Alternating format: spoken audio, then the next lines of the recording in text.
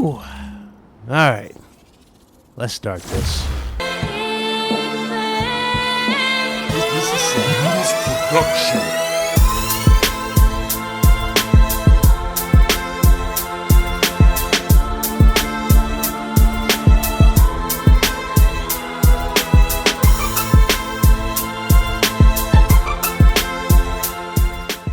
All right, what is going on? What's going on, ladies and gentlemen? Ryan the Professional, back again. All right, so it's finally here. It's finally here. The wait is over, and I'm so very, very happy to say that the wait is over because this is by far, ladies and gentlemen, the best superhero game I have played in a long time. I'm talking it raises the bar for superhero games, and that says a lot. The last game, in my personal opinion, that raised the bar for superhero games was the Batman Arkham series. And we all knew how good the Batman Arkham series was. Even though it had somewhat of a weird ending for some people with the Arkham Knight, it was still a great trilogy for superhero games, and it raised the bar, and it told you what can be done when you have a team that's dedicated and they have the resources to bring something to life. And, well, this game is no exception. Spider-Man for the PlayStation 4 is a combination of just genius and just hard work and dedication. You have Sony Computer Entertainment working with Marvel and, of course, Insomniac Games to give you one of the best experiences on, the PlayStation so far. It's one of the best experiences. Now, is it up there with a God of War? Yes, I would say it's up there with a God of War. But is it better than God of War? Well, some people might say God of War is better. Me personally, I wasn't really comparing either one. I was just enjoying them for what they were. Two completely different experiences that would just, basically push the hardware to its limit. And as you clearly can see with the game does do that with flying colors. Now, let's get on with the story and everything in that nature. This takes place 8 years after Peter Parker was bitten by the radioactive spider and became Spider-Man. Now that he's been bitten after 8 years later, he has become more attuned with his powers. He's more powerful. Obviously, he knows his limits. He knows his villains. He knows, the sea like the back of his hand, and has more of a reputation out there, not only amongst his villains, but of course the public. The public see him as a hero, whereas others see him as a cause for concern. Some believe that he's responsible for supervillains, believing that, if a superhero didn't exist, basically a supervillain would never be. That's what they believe. And that's what we have there. In the very world, Spider-Man really only has one friend in terms of, being Spider-Man, and that's literally Yuri Watanabe. Yuri Watanabe is the character that you've seen numerous times, whether in trailers or in the first gameplay we saw in 2016. Or 2017, sorry.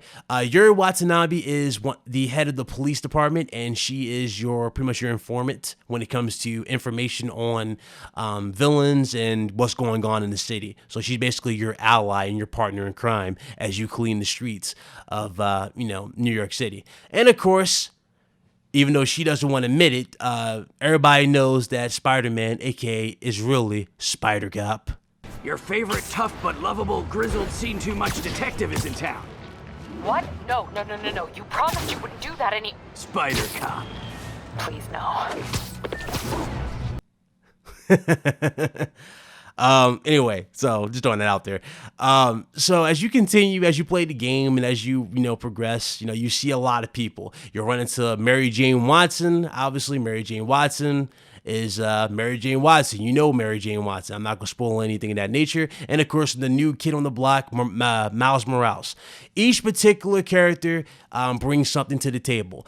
Whereas, same thing can be said about Spider-Man as well as Peter Parker. Now, for Mary Jane Watson, in a weird way, in a weird twist, they kind of mixed it up. Instead of, Peter Parker being with the Daily Bugle, that's actually Mary Jane Watson's job. Mary Jane is with the Daily Bugle. She takes pictures for the Daily Bugles, and she is very adventurous. She's very, I guess you can say not necessarily. Well, actually, yeah, she's adventurous, but she got a lot of guts. She'll go through, a lot of dangerous territories to get the, the scoop on these, what's going on in the world. Miles Morales, again, new kid on the block. He just, pretty much coming into his own, and you'll see him mature as a hero until eventually you'll get to a certain point in the game where you're like, oh my God, this is definitely that turning point for Miles where he literally basically accepts that he's more than what a lot of people see him as, you know? And it's one of those crazy things. Again, not trying to spoil anything for the game. You got to experience this for yourself. Peter Parker, he is a scientist when he's not Spider-Man. You know, he works for a firm where they build prosthetic limbs for those who lost an arm, leg, etc., etc. They're doing that because they believe that's the future, and building legit, you know, real working prosthetic limbs that can work based off of your mind, which is pretty cool. That's what they're working on. They're thinking about improving future with that, and that leads to its own type of thing in the long run. But hey, a lot of cool stuff, man. There's a lot of things happening in the world. Now, let's go ahead and get into the gameplay. The gameplay of the game is very similar to the Batman Arkham series. I mean, very similar. The Batman Arkham series is known for introducing the free flow system. The free flow system allows you to literally attack anybody you wanted at any direction you wanted. And of course, you know, you could block and X amount of things. Well, Spider-Man does pretty much the same thing, only the difference is between Spider-Man and Batman. Batman had quick fire gadgets that you can shoot, you know, on the fly, whereas Spider-Man kind of doesn't. You have to literally choose what you want to use during combat, and you can do that by, you know, like a slow camera selection thing, which is pretty dramatic how they do it. Again, there's a lot of things of that nature going in there. There's a lot of gadgets that, you know, Spider-Man has, like tripwire webs. He has the impact webs. He has regular web shooters.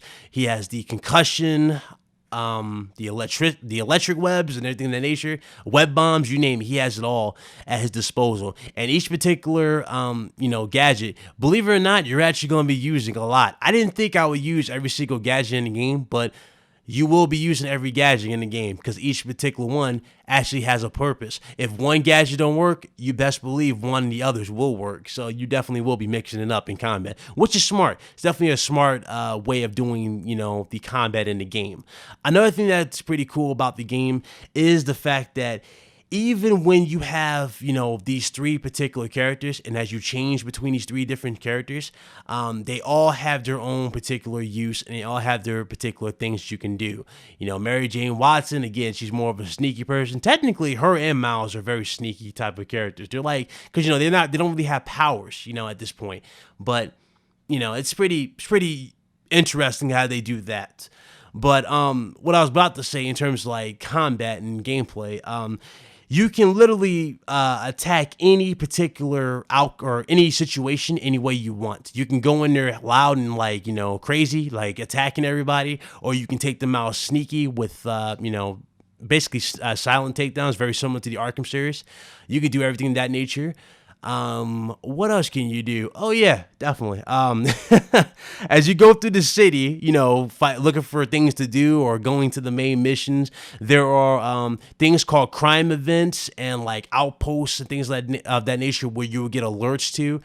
The crime, you know, alerts are basically, you know, things happening around the world, and it basically adds to the illusion that the city never sleeps, such as, you know, people getting robbed, jewelry stores getting broken into, which the game does a cool job too. When you're actually in jewelry stores, the camera does sort of like a Spider-Man Homecoming effect with the movie, as like you're fighting inside the store. It actually does that, which is pretty damn cool. What else does it do? You have what was it? I forgot what it's called. Oh, chase scenes. You have chase scenes, you have outposts, and just a lot of other stuff. It's all over the place of things you can do in the world that you get alerts to. One of the other cool things, which I thought was hilarious, I didn't even think they would do something like that, but obviously we now know what the whole Spider-Man train was about, the custom train they did for the game, because it turns out you can actually ride the subway in this game. And yes, this game has a fast travel system. To use the fast travel system, you basically just click on it and you can fast travel. And in fast traveling, you're riding the subway, and it adds to the illusion.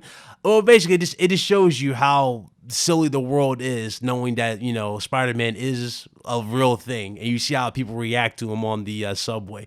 It's hilarious. It's like some people look at him like, oh my God, it's Spider-Man. I always look at him like, okay, is that the real guy? Nah, just a guy in a costume. It's funny. It's some of the funniest loading screens I've ever seen for a game. It really is.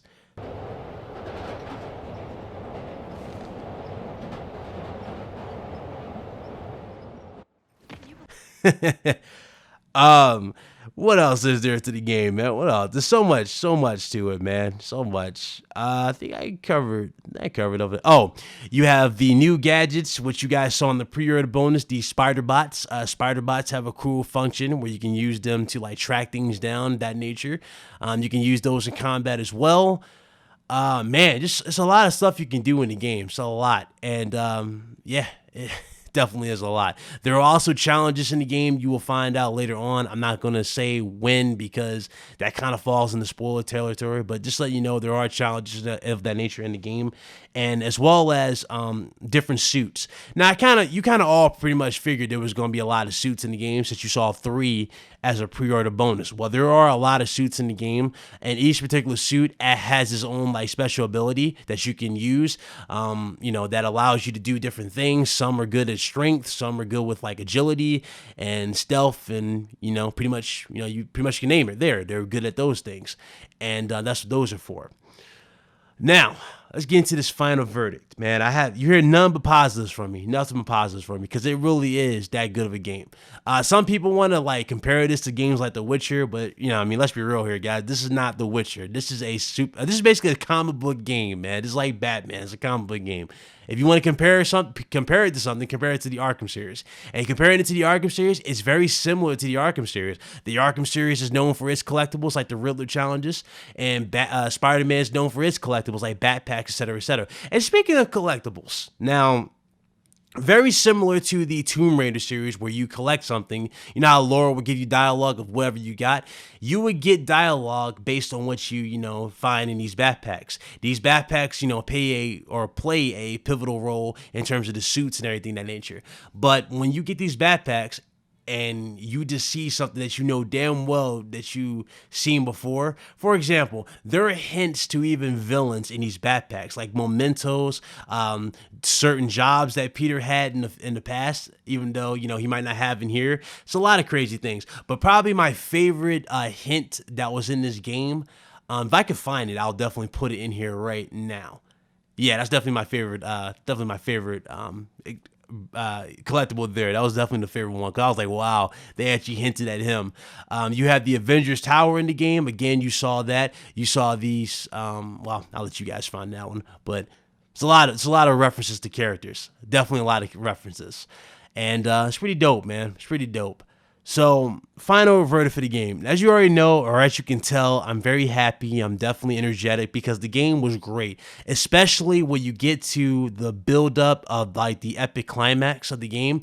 You can just actually feel everything. The way everything is shot and everything is done, you're like, wow, we have come a long way. And you find out certain things that you didn't think that person knew or anything of that nature. And then, of course, there's this epic reveal after the credits that definitely just answers a whole lot of questions going into certain movies. And it definitely sets up the sequels of this game very, very well. And I cannot wait to see what they do with Spider-Man 2 and 3, because you already know this is a trilogy.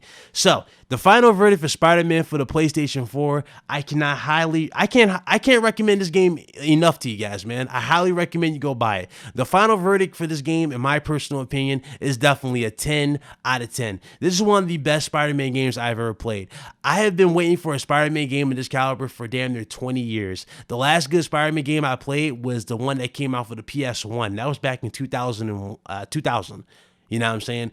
18 years had to pass before we got a Spider-Man game that I thought was worthy of not only you guys playing, but worthy of everybody playing. And I think it's definitely at that time. So definitely go support it. If you were on the fence of buying it, don't be. It is worth every single penny, and you will have a blast, man. You will definitely appreciate it. If you, you definitely want, if you want to wait, for it to go down on sale, definitely wait if you want to. But I'm telling you right now, I would buy it right now. It's definitely worth the money. Definitely worth it. Now, me personally, I put a lot of hours into it. You know what I'm saying? I was on it like nonstop. Hell, I didn't even want to do the RGD podcast because I was so addicted to the game. Y'all feel me? Like I was putting so much hours to the game. So that's why I'm pretty much done with mine. But again, that's what happens when you just love a game. That's how I am, though. If something's really, really good and it like latches on to me and I'm really into it, trust or best believe I will put in a lot of effort into the game. Best believe. And this game was no exception. And I'm looking forward to the DLC and what they add on, and especially the Catwoman, or I'm sorry, the Black Cat DLC that they got coming on later on. So yeah, definitely. Hope you guys enjoyed the video. If you guys did, definitely hit that like button. I do appreciate it. For those of you that are new, definitely hit that subscribe button. And of course, you can follow me on Twitter at RyanThePro55. As far as the game review is concerned, you know, hope you guys enjoyed that. Thank you guys again for watching it. I do appreciate it. And I'll be back with my normal videos as always, since we got this out the way. You guys be blessed. Y'all stay easy. And y'all keep it gaming. Holla at you guys later. Deuces.